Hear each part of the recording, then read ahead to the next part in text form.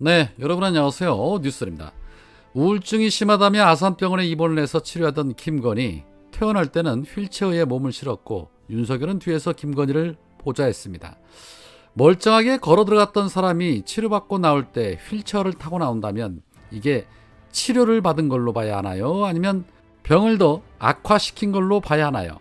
아리송한데 환자를 환자답게 만들었다라고 봐야 하겠지요. 자, 그런데 재밌는 것은 밖에서는 휠체어를 타면서 지금 보시는 것처럼 집에만 들어가면 너무나도 멀쩡하게 잘 먹고 잘 걸어 다닌다는 겁니다. 어디서 본 건 있어가지고 마스크 쓰고 휠체어, 코스프레, 환자쇼, 특검에게는 씨알도 안 먹힙니다. 자, 관련해서 윤석열이 지하 주차장을 통해 조사에 비공개 출석하겠다는 의사를 밝혔지만 내란 특검팀은 출석 불응으로 간주되는 상황이 발생하지 않길 바란다라고 확실하게 선을 그으면서 들어올 수 있는 문이 있는데 잠긴 문을 통해 계속 들어온다고 하면 출입이라고 할 수 없지 않겠냐.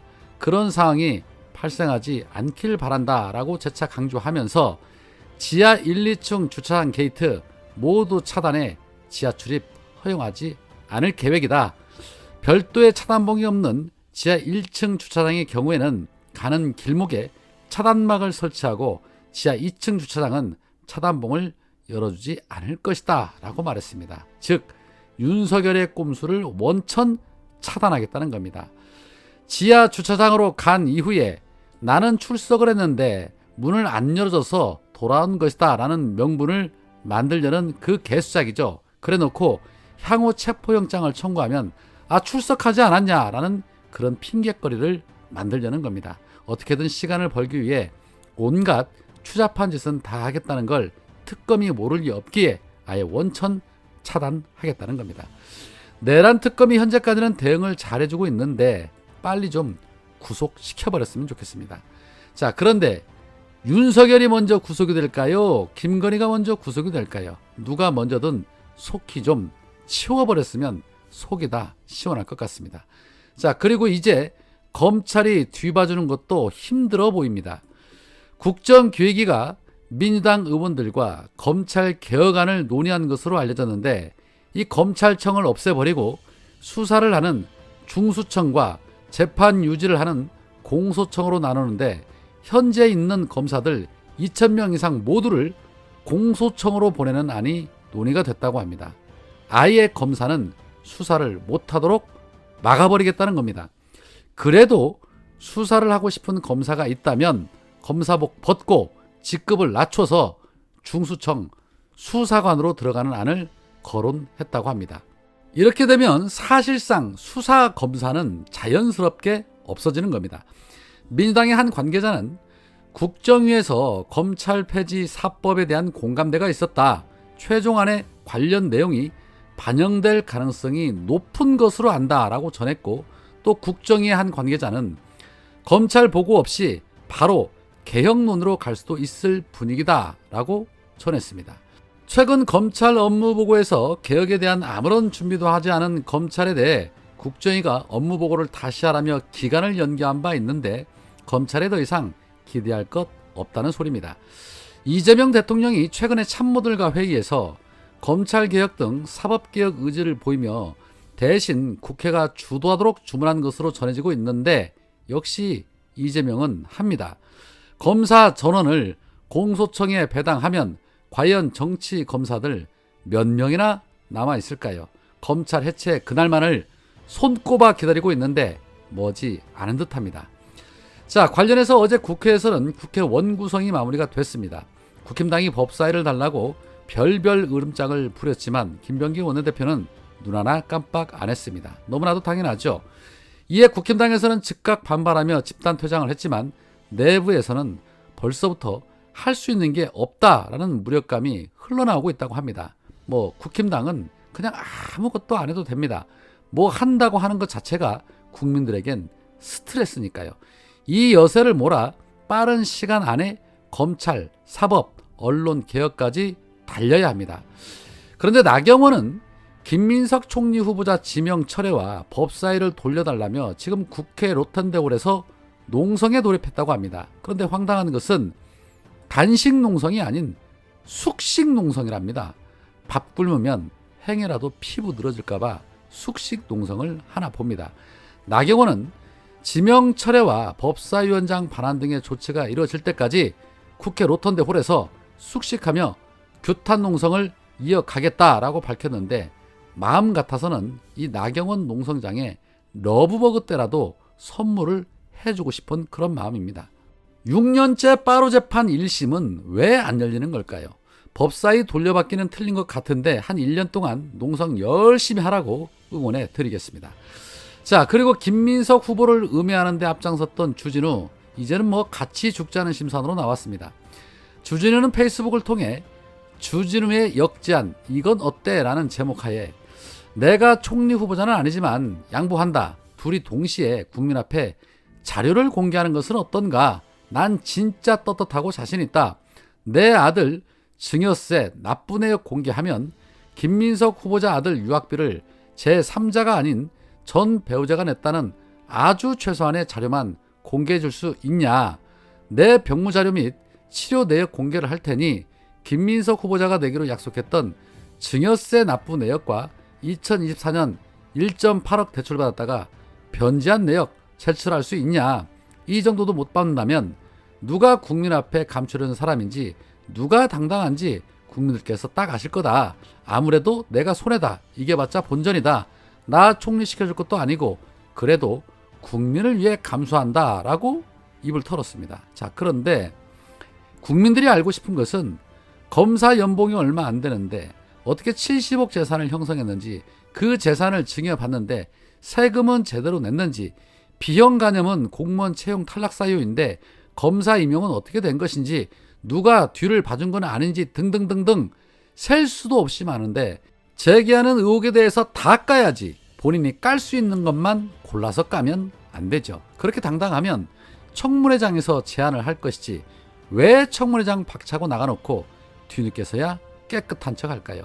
어차피 공수처에 수사 배당이 돼 있으니 뭐 진실은 머지않아 밝혀지겠죠. 자, 그리고 강유정 대변인이 세기는 센가 봅니다. 이 용산 기자들 사이에 강유정 대변인의 태도가 70년대 군사정권을 방불케 할 정도로 고압적이고, 또 그 태도는 이재명 대선 후보 시절이던 때에도 많이 많았다고 일례로 일간지 소속 한 기자가 현안에 대해서 모르는 질문을 확인하고자 전화를 하면, 기자님 그것도 모르고 전화하신 거예요? 라고 면박 주기도 일쑤였다며 뒷말이 나오고 있나 봅니다. 기자들 사이에 이런 말이 나온다는 것은 아주 잘하고 있다는 반증입니다.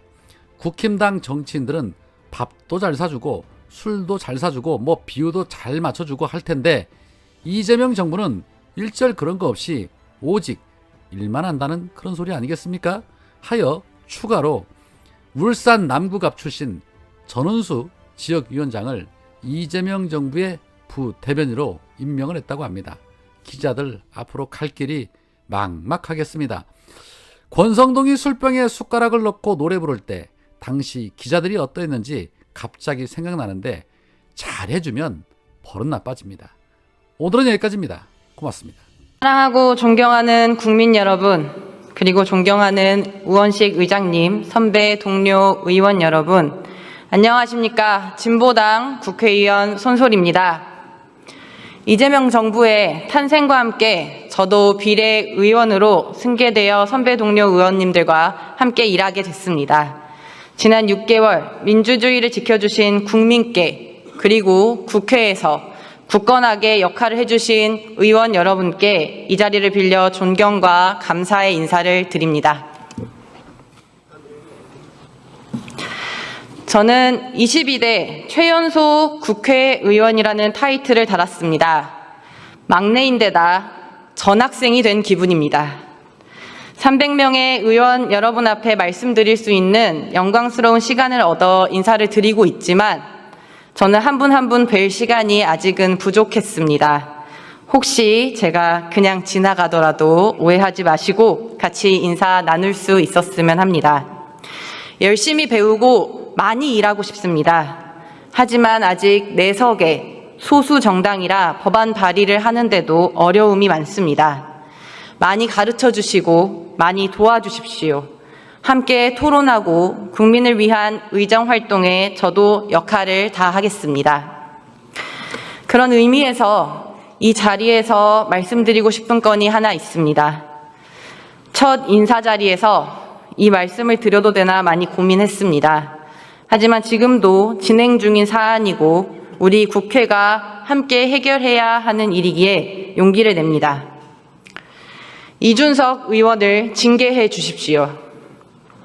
저는 지난 대선 기간 청년들과 함께 모여 대선 후보 토론회를 봤습니다. 2차 토론회 시청을 할 때까지만 해도 토론회를 본 소감을 나누고 남은 선거 기간까지 함께 힘내보자는 격려가 넘쳤습니다. 하지만 3차 토론회 후에는 우리는 한자리에 있으면서도 서로에 대한 응원조차 나눌 여유가 없었습니다. 다들 오늘 토론회는 너무 힘들다. 어서 집에 가서 쉬어야겠다며 돌아갔습니다. 저 역시 한 방 때려 맞은 것처럼 어안이 벙벙했습니다. 다음 날 선거운동에 나가면서도 힘이 축 빠져 기운이 돌아오지 않아 괴로웠습니다. 내가 왜 이렇게 힘들까? 추위 속에도 광장을 지키러 온 힘을 내 나온 내 친구들은 왜 어제 토론회를 보고 맥이 빠진 채 돌아갔을까? 곱씹어 왔습니다. 답은 하나였습니다. 이준석 후보가 TV토론 생중계에서 내뱉은 충격적인 발언에 모두가 동시에 한 방 얻어맞았기 때문이었습니다. 수년간 어려운 틈을 비집고 진보 정치를 꾸려오던 저조차 이렇게 힘든데 평범한 청년들은 오죽했겠습니까? 그 고통스러운 마음과 참담함이 모여 이준석 의원 제명을 요구하는 국민청원 59만이라는 결과로 표현됐다고 생각합니다. 국민의 요청에 국회가 답해야 합니다. 물이 위에서 아래로 흐르듯 혐오도 그러합니다. 아니 더 멀리 퍼집니다. 정치인의 말에 책임이 따른다는 것을 단호히 보여줘야 혐오와 차별을 멈출 수 있습니다. 선배 동료 의원 여러분, 국회의 윤리특별위원회가 하루빨리 구성되어 징계안이 논의될 수 있도록 해주십시오. 감사합니다.